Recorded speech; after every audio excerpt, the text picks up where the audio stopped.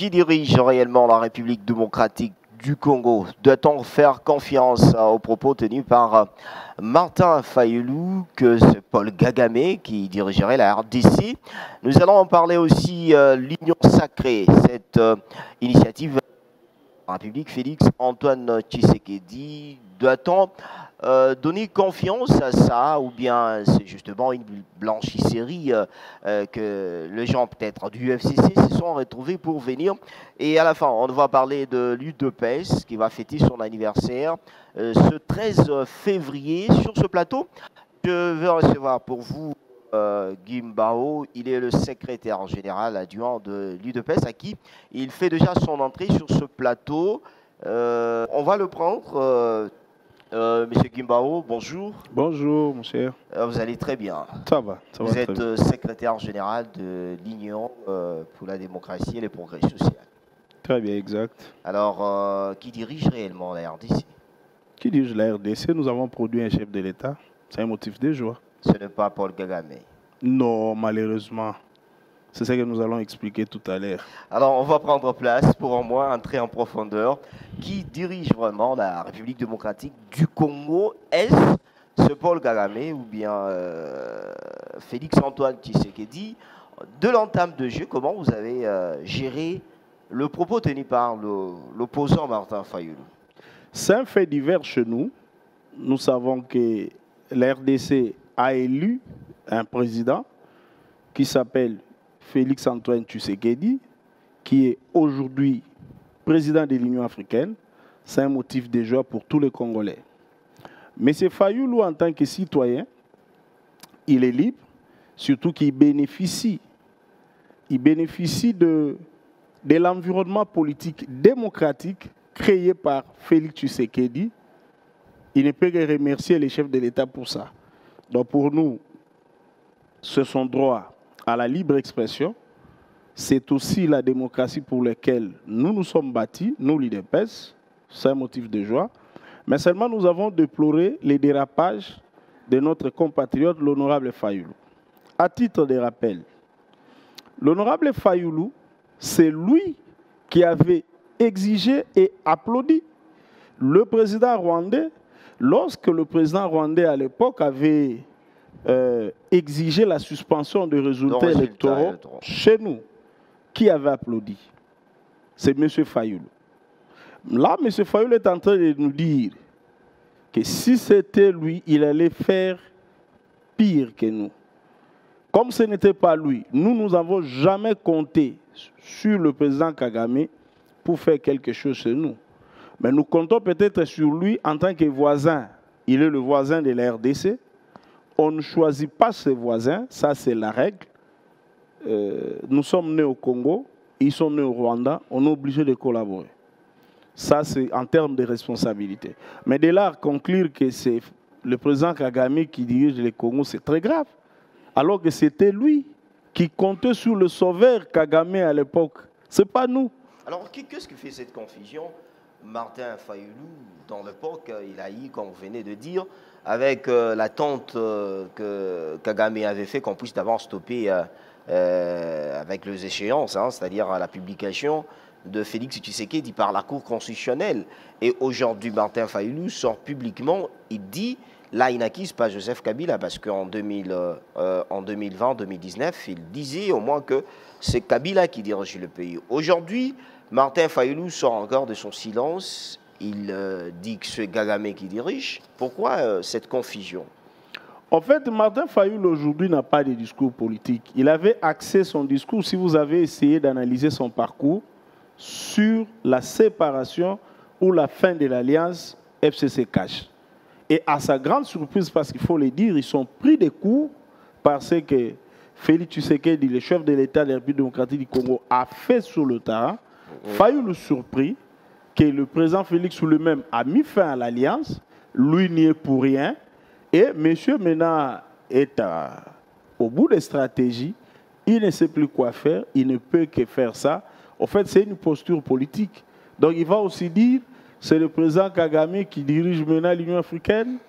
Est-ce que ne doit-on pas donner raison à Fayoulou? Peut-être qu'il a vu selon la situation politique de l'heure, aussi la situation sociale de la population, que Félix Tshisekedi n'arrive pas à faire le devoir du peuple.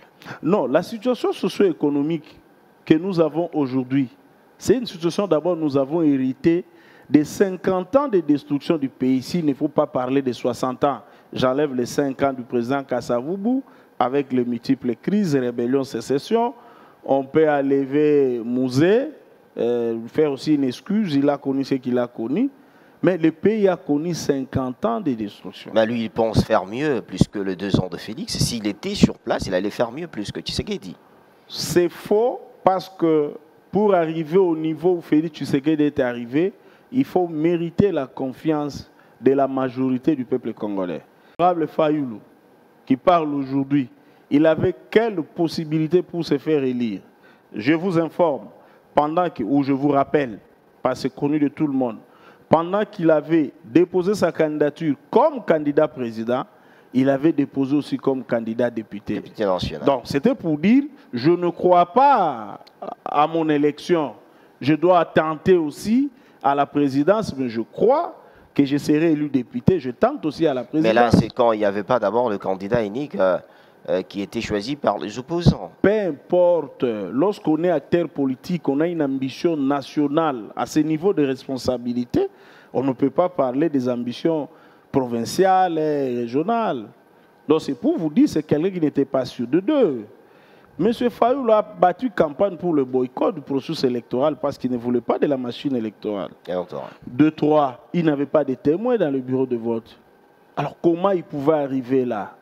Ça, c'est une posture politique de quelqu'un qui doit exister. C'est son droit le plus légitime. Mais ça n'a rien à voir avec la réalité.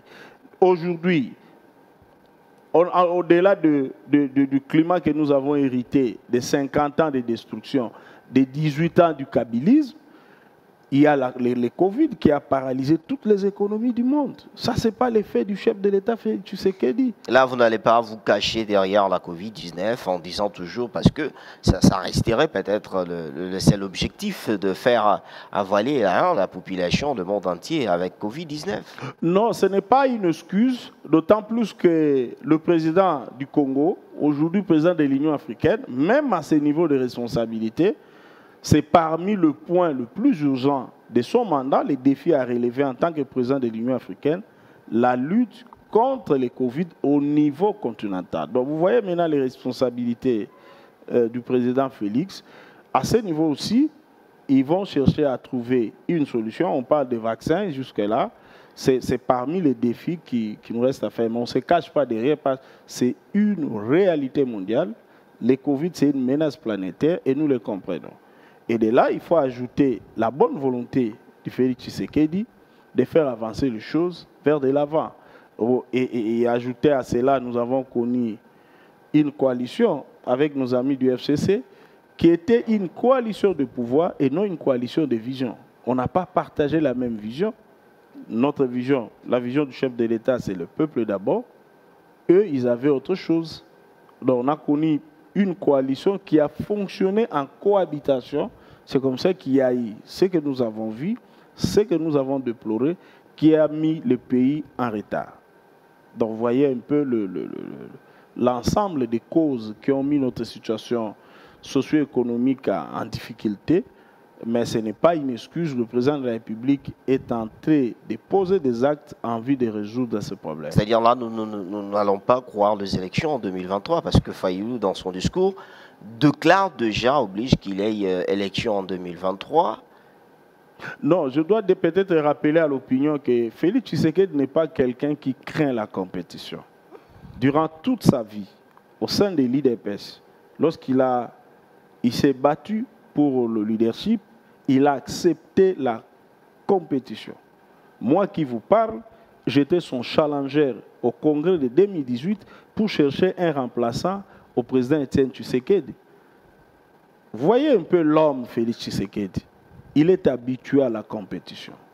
Il s'est battu au sein de l'IDPS, il s'est battu à Genève avec d'autres amis malgré ce qui s'était passé, la tricherie et autres.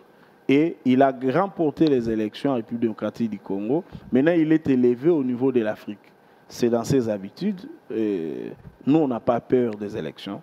Nous avons un parti implanté dans toutes les provinces, dans tous les districts, dans toutes les communes et territoires de la République démocratique du Congo. Donc, ce n'est pas à l'honorable Fayoulou de nous faire peur, lui qui n'est fait élire que lui-même, je crois, comme député. Aujourd'hui, il traîne de foule derrière lui. Vous n'allez pas au moins refuser Martin Fayoulou qui était sorti deuxième aux élections. On ne refuse pas M. Fayoulou, mais on l'apprécie à sa juste valeur. Mais pourquoi il vous choque tous les temps quand il fait ses sorties médiatiques? Vous êtes toujours énervé de ses propos. Est-ce que ce propos ne vous touche pas au cœur? Peut-être que vous n'êtes pas dans le combat voulu. J'ai commencé par vous dire que c'est son droit le plus légitime. Nous nous sommes battus pour la démocratie. Qui dit démocratie dit liberté de l'expression. Mais c'est Fayoulou est libre, il ne nous choque pas. Mais je réponds à tes préoccupations. Parce que lorsque vous dites que le Congo est dirigé par les Rwandais, je dois rappeler à l'opinion, l'homme qui avait cru en Kagame comme son sauveur après les élections, c'est Fayoulou, ce n'est pas nous. Ça, c'est juste un rappel. Nous, on n'est pas choqués. On n'est pas choqués d'elle, là, c'est rien. C'est comme ça, je rappelle, sur le plan institutionnel, il n'y a que lui comme député. Il n'a pas une force politique pour renverser les rapports de force. On ne peut pas avoir perdu lui. Alors, il propose un dialogue. Qu'est-ce que vous pensez de ça? Il faut encore se réunir tout autour d'une table, peut-être à discuter sur la RDC? Non, je crois que là, il est à la recherche de l'emploi. Le président... il est quand même... vous n'allez pas dire que Fayoulou est à la recherche de l'emploi, un député national, comme vous venez de le dire. Ce n'est pas suffisant pour lui. Je crois qu'il est à la recherche d'un poste politique. S'il l'était, il allait venir aux consultations, au moins pour avoir sa part. Et qui vous a dit qu'il était opposé à la consultation? Peut-être que c'est ces conditions qui n'étaient pas satisfaisantes. Parce qu'il a accusé que justement c'est une blanchisserie, hein, cette chose que Tshisekedi a initiée, le président de la République. En fait, si vous observez de près ce que M. Fayoulou est en train de faire, il a pris une posture pro-Kabila. C'est-à-dire, vous voulez dire que Fayoulou aujourd'hui cohabite avec le FCC? En tout cas, il y a une convergence de vie. Je vais le démontrer. Premièrement, Kabila a dit non à la consultation comme Fayoulou. Et deuxièmement, lorsqu'il s'agissait de la nomination de 3 juges, Kabila avait pris la même position que Joseph Kabila, nous condamner le chef de l'État, alors que lui, l'honorable Fayoulou, avait dit à l'époque, si Félix Tshisekedi est réellement chef de l'État, qui touche à la Cour constitutionnelle. Félix Tshisekedi touche à la Cour constitutionnelle, Fayoulou est derrière Kabila pour crier encore. L'affaire Ossar Malonda, que nous, si on était des tricheurs, on devait accepter cette nomination et accompagner le bureau de l'Assemblée nationale dans la mise en place. Mais c'est le chef de l'État, Félix Tshisekedi, qui a refusé. Fayoulou aussi, même point de vue que l'FCC. Et en dernière minute, lorsqu'on lui pose la question à ces gens, vous allez faire l'opposition. Non, non, nous allons résister. Et du côté des Kabila et l'FCC, nous allons résister. Ils ont même le même vocabulaire. Vous voyez, il y a une convergence de vie et d'intérêt entre l'honorable Fayoulou et le sénateur Kabila. Mais ça, c'est sa liberté. Il est libre de choisir aussi ses alliés. Vous voyez là où nous sommes. Donc on n'est pas inquiet ni touché, mais on répond à la préoccupation de l'opinion. Justement ça. Alors, une question que la population veut savoir. Où précisément Fayoulou vous inquiète? C'est parce qu'il a trahi Félix Tshisekedi? C'est parce qu'aujourd'hui il critique son ex, je vais dire son ex peut-être jusqu'à aujourd'hui, son ex-ami?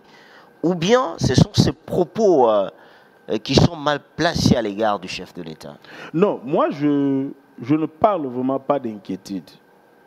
Moi d'ailleurs, nous, vu de l'UDPS, M. Fayoulou doit jouer son rôle d'opposant. C'est ça aussi la démocratie. Nous ne sommes pas contre.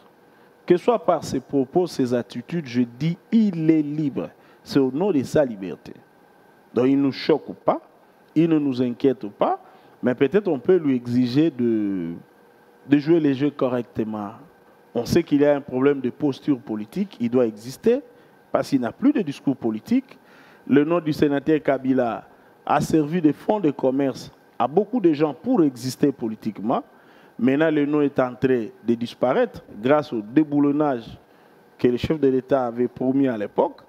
Alors, vous voyez, la classe politique est en difficulté.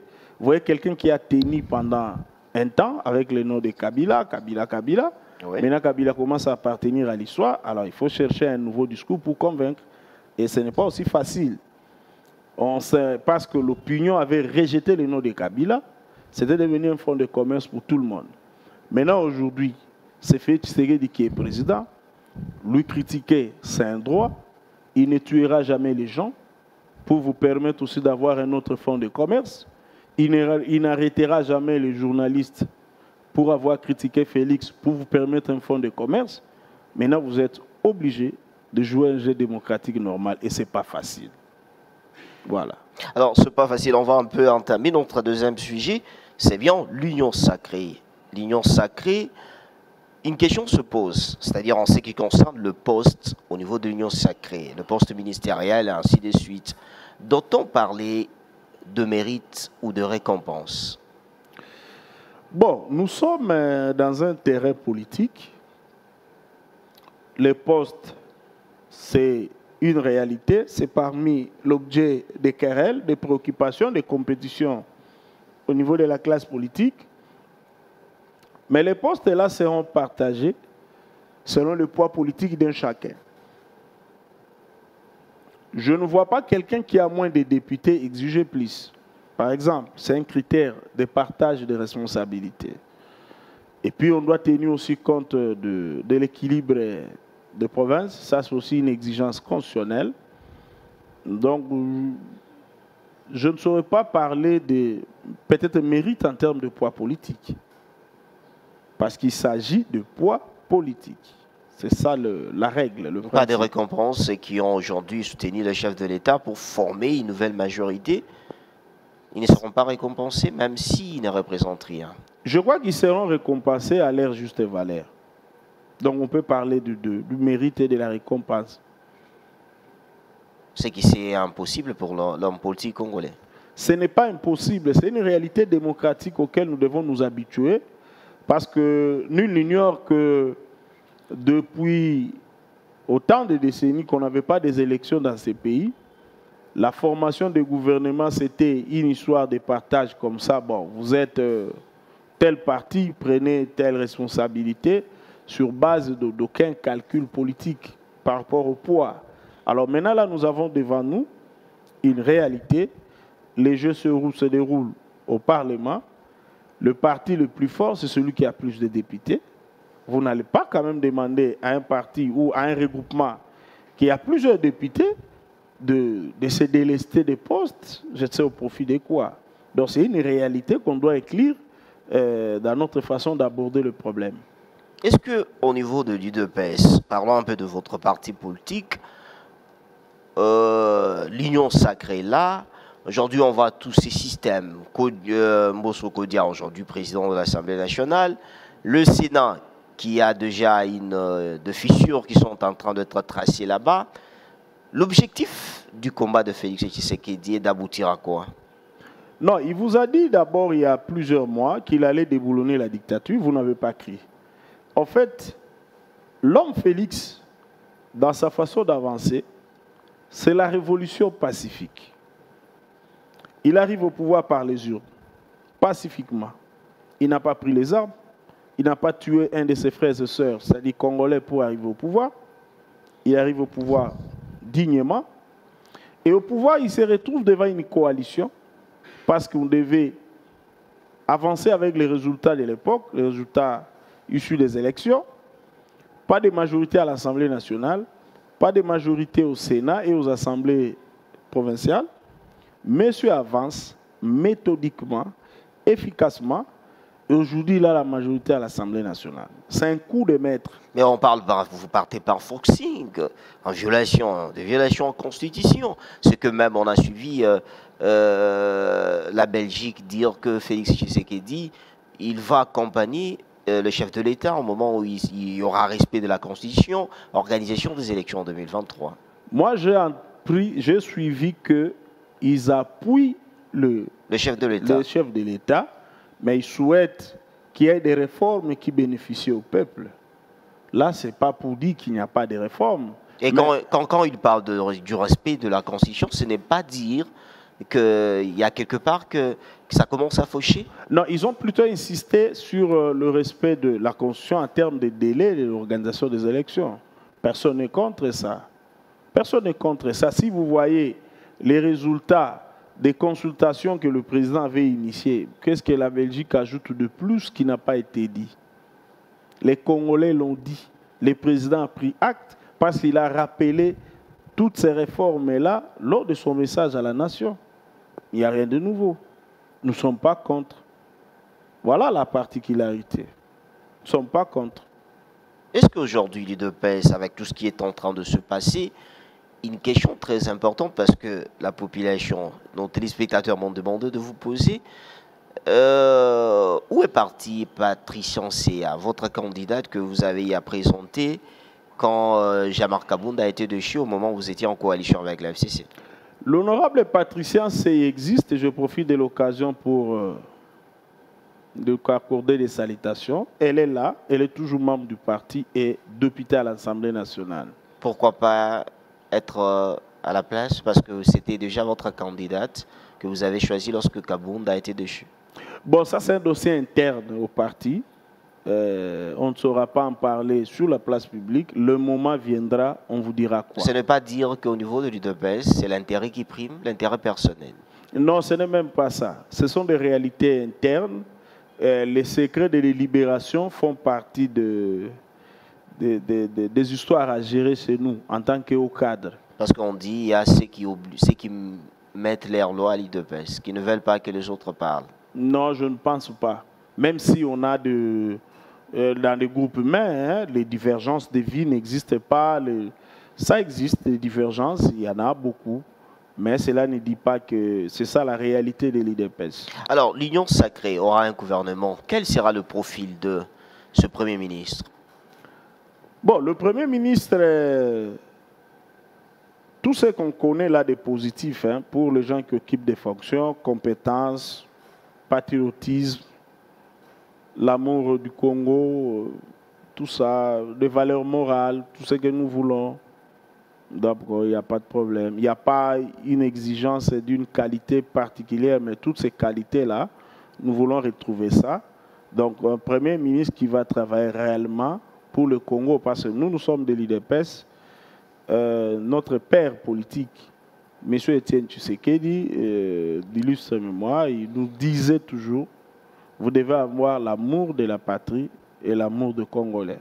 Il dit, si vous avez l'amour pour vos frères et sœurs, c'est à partir de moments-là, vous pouvez travailler correctement pour eux. Je crois que le patriotisme reste une qualité qu'on peut insister parmi tant d'autres. Le patriotisme. Union sacrée se tend vers la fin. Un gouvernement, imaginez-vous, un gouvernement qui sera au moins réduit, ou bien un gouvernement avec plus de ministres, comme on dirait, pour peut-être récompenser chacun qui est venu poser sa pierre sur la fondation de l'Union sacrée. Pendant la consultation, beaucoup de compatriotes ont insisté auprès du président pour la réduction du nombre de membres du gouvernement. Je crois qu'on tend vers ça. On tend vers ça. Ce n'est pas qu'il y aura un partage, que chacun voudrait au moins avoir récompense, et aussi il faut un peu multiplier de postes ministériels pour au moins aider tout le monde. Parce qu'on connaît l'homme politique congolais, après, ça sera le départ, non, moi je n'ai pas eu, nous on n'est pas servi. Bon, l'essentiel, le président l'avait dit lors de son message à la nation, la vision, c'est sa vision, le peuple au centre de nos préoccupations en tant qu'acteurs politiques, ceux qui estimeront après la sortie du gouvernement qui ne sont pas récompensés, ce sera aussi leur liberté. Alors si en ce moment que l'UDPS, qui seront leur liberté, que ça arrive, ils se retirent, qu'il y a déjà, on constate que la majorité commence à bouger au niveau de l'Assemblée nationale. Que faites-vous à ces moments? Parce que les députés qui sont partis du FCC n'ont pas quitté leur parti politique, ils restent toujours dans leur parti proche Kabila. Mais nous ne leur avons pas demandé de quitter leur parti, nous leur avons demandé de travailler pour l'intérêt général. Et alors si aujourd'hui ça bouge? Si ça bouge, s'ils ne sont pas récompensés? Non, je crois qu'ils seront récompensés. Parce En termes de poids politique, congolais. mais on ne peut pas faire un gouvernement de 400 membres. Ça, je crois que tout le monde est d'accord. Ni de 100 membres. Tout le monde serait d'accord. On a exagéré avec 68 membres. Tout le monde a dit c'est trop, il faut réduire, compte tenu des réalités socio-économiques sous terrain. Parce qu'en vous connaissant, l'UDPS, vous êtes trop agité, trop fort, beaucoup ont peur de vous. Et aujourd'hui, la force de Félix Tshisekedi, c'est cette majorité au sein du Parlement, et des choses n'arrivent pas à passer, les choses n'arrivent pas à marcher, et les gens puissent mettre derrière leur pensée Félix Tshisekedi, l'UDPS, vous allez supporter? Oui, je crois que nous allons trouver une solution. Vous savez, le Congo a la chance aujourd'hui d'avoir un homme très sage au sommet de l'État. Je crois que nous allons trouver une solution. Moi, je fais confiance au chef de l'État. Je fais aussi confiance aux députés, même si certains acteurs politiques estiment qu'on ne doit pas les faire confiance. Nous pensons qu'on doit les faire confiance. Imaginez un seul instant que le grand Nelson Mandela n'avait pas fait confiance à la classe politique. Est-ce qu'on aurait eu le miracle sud-africain? Voyez un peu. Donc, nous avons intérêt de faire confiance à nos partenaires, de faire confiance au chef de l'État et aux députés. Parce que le système, est-ce qu'au niveau de l'UDPS, au niveau peut-être de l'union sacrée, doit-on parler du débauchage qui a primé, ou bien les gens sont venus d'eux-mêmes avec leur conscience? Parce que c'est ça le grand problème. Quand on débauche, ça termine toujours à être mal.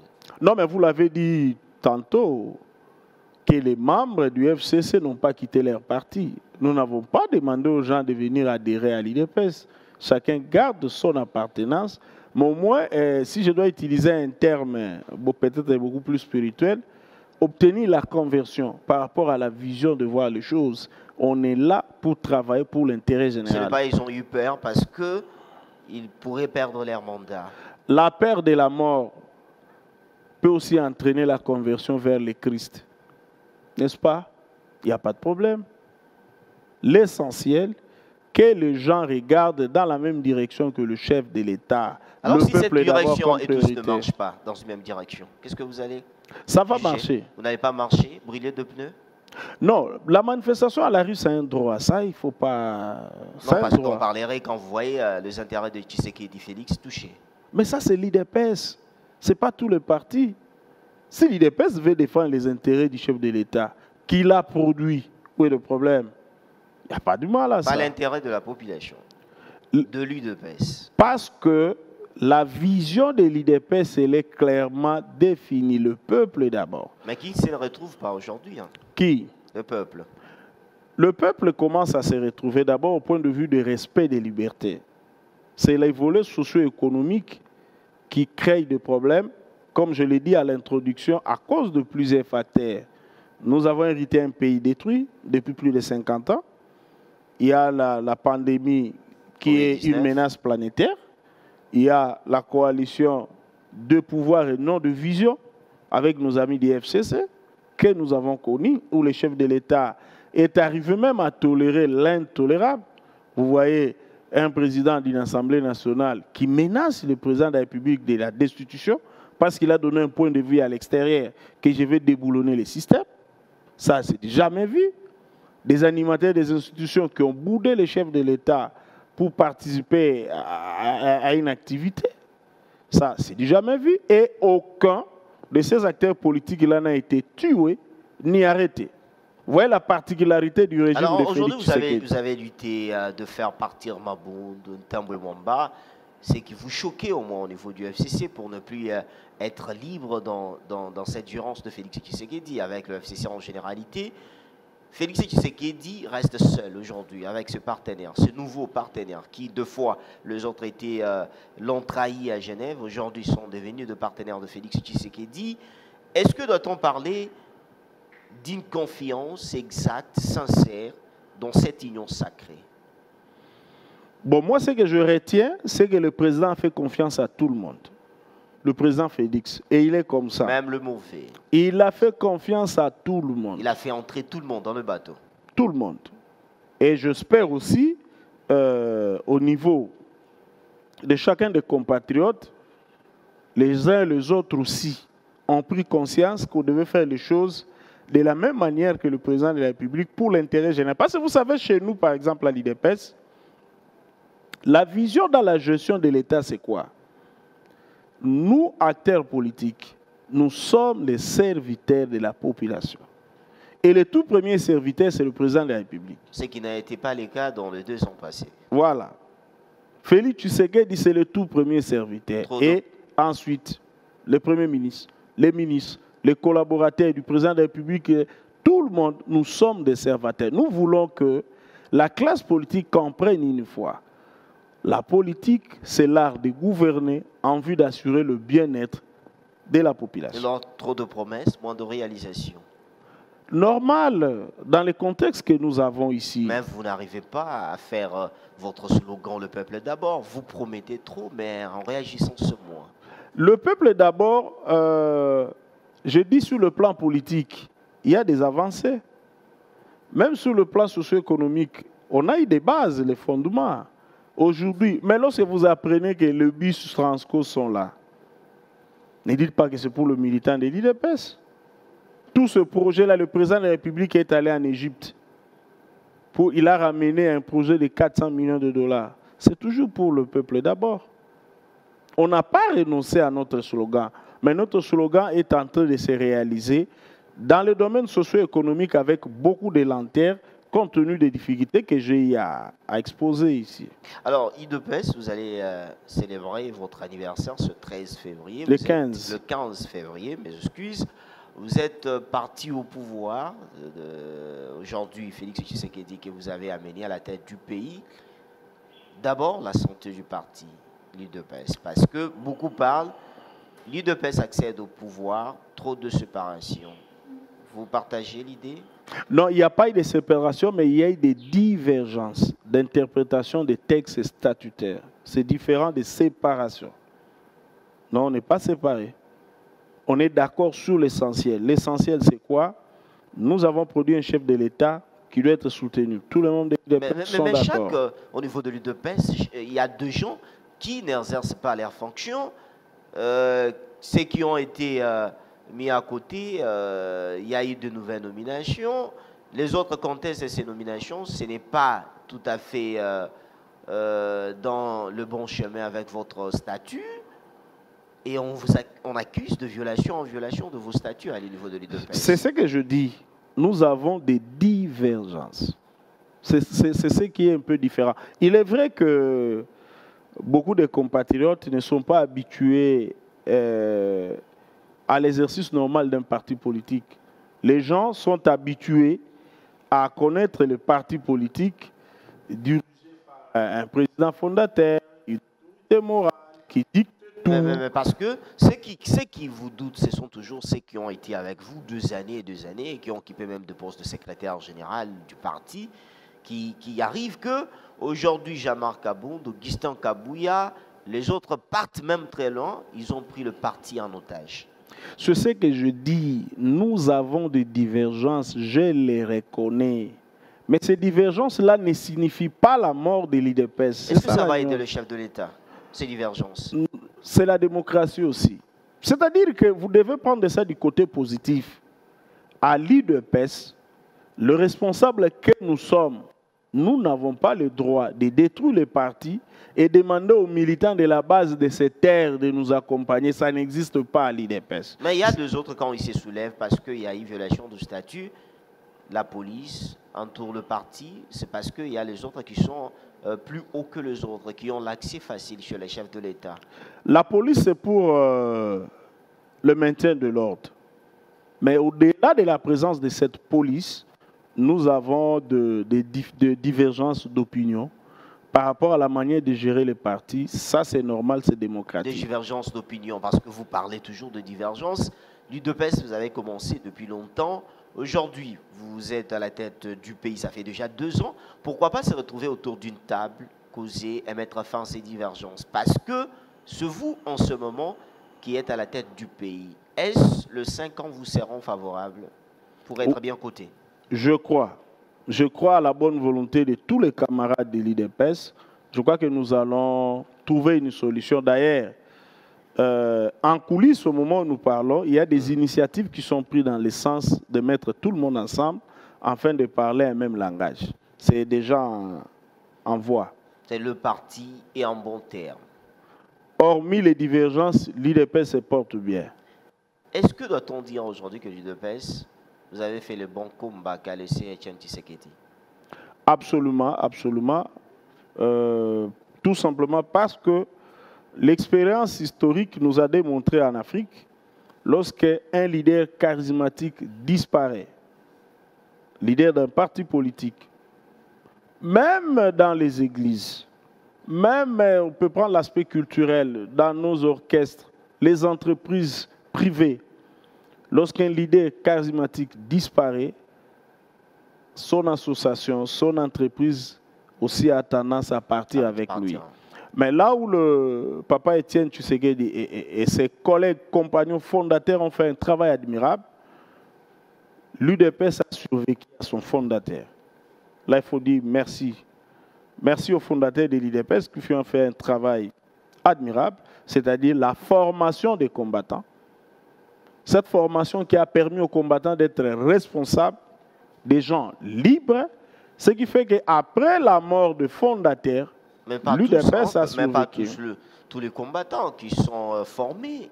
On vous dit que vous êtes un parti qui dérange trop, qui met le pays mal à l'aise quand il y a certaines informations que vous n'arrivez pas à partager. Vous mettez le pays en chaos compte tenu de ces combattants au moment où vous êtes au pouvoir. Non, moi je comprends cette opinion-là. C'est comme je l'ai dit tantôt, les gens ne sont pas habitués à la démocratie au sein des partis politiques. Vous savez, l'expérience des partis politiques au Congo, s'il faut lire l'histoire, ça part de quand? De 1957, 58. On a créé les MNC, Abako, des mouvements culturels aux mouvements politiques. Donc, la vie au sein des partis politiques, nous n'avons pas une grande expérience. Après la période de MNC, Abako, CEREA et PCA avec le papa Gizenga et Kamitatu.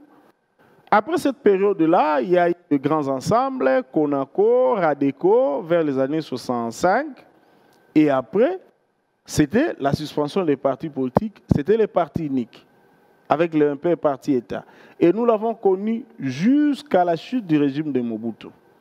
Le MP parti État, pendant qu'on a eu la période de la conférence nationale qui a permis à cet exercice démocratique, Laurent Désiré Kabila arrive en 1997, il suspend les partis politiques, c'est le parti unique qui revient jusqu'à sa mort.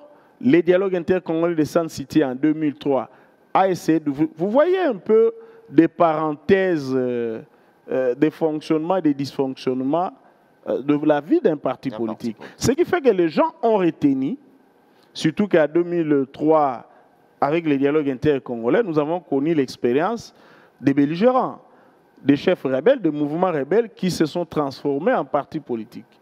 Donc les gens ont retenu, les partis politiques appartiennent au président fondateur. Un peu comme les gags là que les RFI nous offre avec les mamans. Le président fondateur, le président fondateur. Maintenant, l'UDPS amène une autre manière de voir les choses. Le parti politique, c'est une association des hommes, des femmes, de bonne volonté qui partagent la même vision sur le plan politique, sur le plan économique, sur le plan social, sur le plan culturel. Et ces responsables-là ne sont pas dépendants, ne sont pas des esclaves du président fondateur. D'ailleurs, chez nous, on a eu plusieurs fondateurs. On n'a pas eu seulement les fondateurs, il y en a eu une vingtaine. Il y a d'abord le 13 parlementaires, plus d'autres fondateurs non parlementaires qui ont créé l'UDPS. On en a au moins une vingtaine. Alors, vous fêtez l'anniversaire de l'UDPS sur l'avancement de votre parti politique. Doit-on dire que le parti est aujourd'hui mieux installé par rapport dans les temps passés? Parce que l'UDPS, aujourd'hui, vous êtes en partenariat avec les autres plateformes politiques et ainsi de suite. Croyez-vous un jour donner à Félix Tshisekedi en 2023 la majorité parlementaire? Vous seul, l'UDPS? Nous allons nous battre pour ça. Vous savez, l'organisation d'un parti politique, c'est très difficile. Un parti comme l'IDPS, c'est maintenant 38 ans. Et pour les 38 ans, il faut soustraire les 2 ans où nous sommes au pouvoir. Les restes des temps, nous avons vécu l'emprisonnement, la répression, les blessures, les morts. C'est avec des larmes et le sang que nous avons accédé au pouvoir. Donc, ce n'était pas facile. Nous avons connu une désorganisation, on a connu des permanences brûlées avec des hommes à l'intérieur. Ce n'était pas facile d'organiser un pays comme ça. Pas facile d'organiser le pays. On vous accuse que seulement c'est du DPS qui détruit le chef de l'État. Non, non, ce n'est pas vrai. C'est vrai, on peut arriver qu'un ou 2 membres du parti commettent des erreurs, ça c'est faisable. On voit dans vos comportements, dans vos agissements, ce qui entoure le chef de l'État, qui vient de l'UDPS diaspora, de gauche à droite. On vous accuse qu'aujourd'hui, c'est même la famille de PES qui détruit son président. Non, ce n'est pas vrai, ce n'est pas vrai. Il y a des causes beaucoup plus explicites. Je l'ai dit tantôt, la pandémie n'a rien à voir avec les membres de l'UDPS. L'état de déliquescence que nous avons hérité du pays, ça, ce n'est pas le fait de membres de l'UDPS. Nous faisons un effort, c'est vrai, d'accompagner le chef de l'État. Tout ce que nous faisons n'est pas parfait. Nous sommes sur la terre des hommes, nous sommes aussi des imparfaits. Nous faisons aussi un effort nous-mêmes de s'améliorer du jour au jour, mais nous continuons à jouer notre modeste rôle de serviteur du peuple congolais. Les serviteurs du peuple, Félix Tshisekedi doit espérer avoir la majorité avec l'UDPS. Absolument, absolument, nous nous battons pour ça et nous pensons que nous allons lui donner cette majorité en 2023, surtout que nous sommes là pour servir le peuple. Vous êtes là pour servir le peuple. Le téléspectateur nous pose une question. Où est parti Jacques-Mène Chabani? Jacques-Mène Chabani est là. Il est là. Il fait quoi à l'UDPS? Il continue à jouer son rôle du président de la commission électorale permanente. Il est là. Il était déchu de ses fonctions. Il y a 6 mois, il venait même d'organiser un séminaire au centre Nganda qui était intitulé l'UDPS Objectif 2023. Donc c'est pour vous dire, les stratégies électorales pour la victoire de 2023, c'est une réalité. Alors nous sommes presque à la fin, on va s'élever pour terminer avec certaines questions. Félix Tshisekedi, président de l'Union africaine. Quelle chance donnez-vous au chef de l'État? Une très grande chance parce que pour les téléspectateurs, c'est une fierté. Hein?